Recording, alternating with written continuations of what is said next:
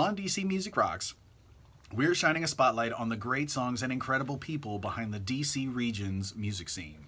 So let's get to know our star here, Katie. This young, blue-eyed soul singer is a sultrier kind of pop star. She describes her latest EP as everything I have rolled into a few bars. It's real, it's painful, it's empowering, and it's true. Music was always an important part of Katie's youth. Growing up in Knoxville, Tennessee, she began performing at age 10. She was classically trained and competed nationally in piano. Really? Piano? I did. I'm impressed. So she's a piano player, but began to favor the guitar once she hit her teens. Her early influences were Carole King, Jimi Hendrix, Johnny Cash, Dixie Chicks, and Tupac, which is an amazing collection of influences there. And she continued to sing and write songs through high school and college. And after graduating from the University of Florida, which, by the way, I went to Florida State, so we'll talk about that off the air later. But she moved to Washington, D.C., where she now calls home, and her music embodies the new generation of strong, outspoken female pop singers, and there is an amazing generation of those. And I first came across her music when I was listening to that track, Be My Baby, on the Metro, and it connected with me, and now, listeners, it is such a treat to now have her here in the studio to share her with you. So it's with great pleasure that I formally introduce Katie Hargrove. Hi. It is such a treat to have you here. Now, so tell folks the evolution of music in your life now. I brought up piano, I brought up guitar. Go back for us, kind of run us through the progression of how you got to being the recording artist you are today. Wow, I mean, how much time do we have? The shorter version is good. Yeah, my dad played guitar, and he was a singer-songwriter growing up, so I think I always heard music, and I started picking it up, and it was never a quiet day in our house because someone was always playing music. And whether it was my dad and I playing music together, or us going to a show, or listening to a new album, we always like picked albums and we would listen to them at dinner. And like if it was your night, you would play music. And so I think little by little it just started to become my life. And around 10, 12 is when I switched to guitar, and I started writing my own music, and it just blossomed into a thing that I kept up with. And then I started performing in little talent shows and things at school, and doing drama and things like that. And I think little by little I was like, I like this. This is good. So I just kind of stuck with it. Wow. And now you moved up to DC and you recorded this album now. And the name of the album is? It's self-titled, Katie Hargrove. Self-titled, Katie Hargrove. And this, at what point did you decide, okay, I'm going to record this album? How did that happen? That's kind of a long story. Short Cliff Notes version. I've been asking the long story questions. I love it. It's like hitting home runs. Okay, talk to us. So I performed for a family friend of mine who I was introduced to on a back porch. I played Lost or War and Save Me, and she cried. She loved the song. She loved them acoustic, and she has a friend, and he has a studio, and she introduced me to him, and she told me off the bat, he's a tough cookie, and if he doesn't like your music, he's not going to be afraid to say that. And so I was terrified, and I met with him, and of course I was sick, and my voice sounded terrible, and I think I played Lost Our War and The Last, which are both on the album, and I remember him just like shaking his head, and Jock, he's one of the producers on the album, he was like, yeah, okay, well, send me all of your music, and we'll start talking about this. And I was like, nothing's ever gonna happen. Like, he hated it. At the time I was working at this is how he lets you down. Yeah, easy. He's like, just like, oh sure. yeah, it's good, yeah, we can go out on a I was working at Vans, the shoe store at the time, and I was like, I have to get to my shift, like, I don't know what I'm doing here. And so little by little we started cultivating through email, and he was like, I have the studio up in Philly, and you should come up, and blah blah blah. And it just became a thing. And then it was like, okay, I should probably accept that this is happening, that we're gonna go to a studio and record this. And the best part is I had never been in a studio ever. I had never toured a studio. Wow. I had never done any of that. And to walk in and be surrounded by these incredible musicians. I mean, one of the other producers, Glenn Barrett, he worked with like Diana Ross and Melody Gardot, and I mean, it was just intense, you know. I'm like sitting here like little girl who wrote all these songs in her bedroom, and then there's Matt Cappy, Michael Jackson's trumpet player. It was just it was insane. Wow. Yeah. And now you worked with all of them then. So, well, let me back up. So when I went and saw you, I caught you at the Ellipse rooftop bar, one of the gigs you had. And now it's just you and your guitar sometimes. You're doing the singer-songwriter thing. Yep. But on the album, there's a lot, like all kinds of strings and amazing sounds. So talk about how did your guitar singing turn into all of that? So I sent them hundreds of songs, and they chose a select handful of songs. Wait, that are on the album. hundreds. I sent them a lot of songs. Okay. All recorded on my On lovely your phone. iPhone? Okay.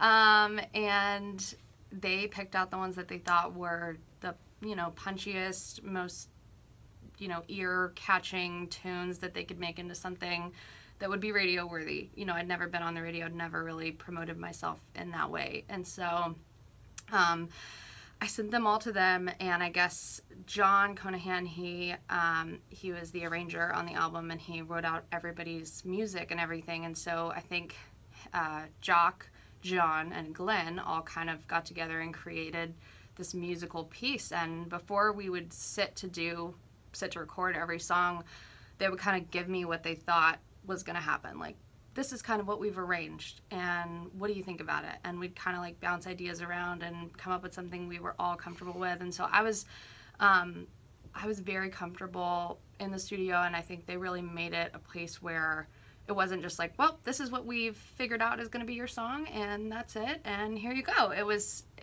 beautiful. It was the chance to really cultivate something as a group, and it was all in like 4 days. So wow, yeah, what an epic weekend, and what a great result. So my compliments to John and Jock and Glenn for the amazing arranging, and just amazing. I love the result that came from that.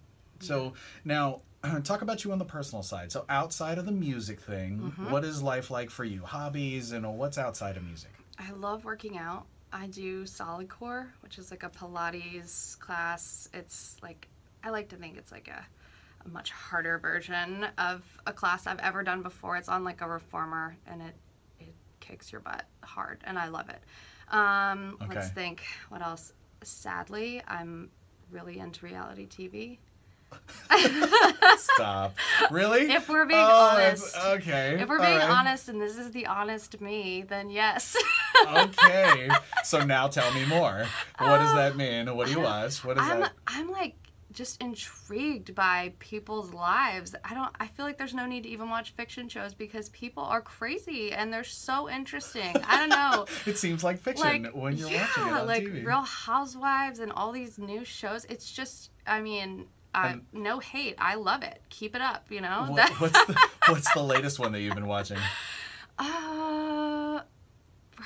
Probably just some version of Real Housewives, or who knows? Yeah, probably Real Housewives. Real Housewives? Or Below Deck, the one about like the deck crew. Yep. I'm into it. Yeah. That's awesome. So lame. Okay. It's so lame. All right. Now, what's something in your music collection that might surprise us? Like album-wise? Yeah, or like song or artist or. I don't know. I've always been into like 80s music. So I'm a big 80s person. I'm always like. What does that mean? I like love Foreigner, and I don't like Been Waiting for a Girl Like You. That's like one of my favorite songs ever. I play it at gigs, and I don't think people realize like how much I'm putting into it. You know what I mean? I'm like, okay, you don't have to clap. I'm clapping on the inside. No, but I don't know. I think every musician has been through I'm clapping on the inside too. Actually, that's because you're there and you're playing music and everybody's paying attention to what they're doing, and you are. Yes. Yep, you're giving it your all. That's all you can give it, right? That is wonderful. Yeah. I love it. So now, you had mentioned your earliest memory with music. You had mentioned like your parents and playing music Yeah. For the dinner table? Wait, go back to So, that. Early memories of music. early memories, we always listened to music at dinner. And so, like, if it was your night, like, if it was your turn, you would play a recent album, a recent song you'd heard, and it was your chance to kind of be like, oh, do you like it? Like, here it is. Like, you know, like a little indie band you found. Or my parents kind of just let me have, like, free reign of the computer, which probably could have been a bad thing. But I just searched songs, and I just found all of these different musicians, and I just, like, fell in love with music and kind of cultivated my own style from that. So is there a song that comes to mind that you played for them that was like a home run or something that that actually comes to mind? Or? I don't know. I think oftentimes I would play them songs thinking I was like the finder. Like I would play Carole King or something, and they would be like, "Yeah, sweetie, we've heard of We've her." been listening to that for years. Yeah. Yeah. So I think I tried really hard to be, you know, cool, and my parents were like, "Yeah, you're great." Excellent. Excellent. And now, so one of the last questions that I always love to ask on this show is, if you could offer one piece of advice, what would it be? I would say if music and being an artist is really what you want to do, just give it your all. Give it everything you have, and even during the days when you think, this is never going to be anything and I'm never going to amount to anything as a musician, like those are the days you really need to be your #1 fan. If I hadn't been that, then I never would have had the chance to even step into a studio and create the masterpiece that I consider my album. No matter what comes of it, I'm proud of it, and you have to be proud of your work and kind of give it your all. But that's hard. How do you get through those days where you just like, oh God, why am I doing this? But how do you do it? I write music. I write songs. I mean, Save Me definitely didn't come from a place when I was having a great day. You know what I mean? Like, true. Okay. So I think those are the times where you kind of have to harness that energy and that feeling and emotion and realize that, you know, you're probably not alone in feeling that, and there's probably a ton of people who would really love to feel that with you and be supported in the process. So very cool. And if folks want to find out more about you and follow you, where do they go? I would say best site would be my website, katiehargrove.com. Got it, katiehargrove.com. And are you social media? I'm on Instagram. Twitter. I always love to ask, what's your favorite one? Because everybody has a favorite one that they always stick to. I mean, for the longest time it's been Instagram. I love Instagram, but recently it's been Twitter. I tweet a lot. A lot of tweeting. Yeah, All right. Tweeting. She's a tweeter, guys. Look out. Look out. Here we go.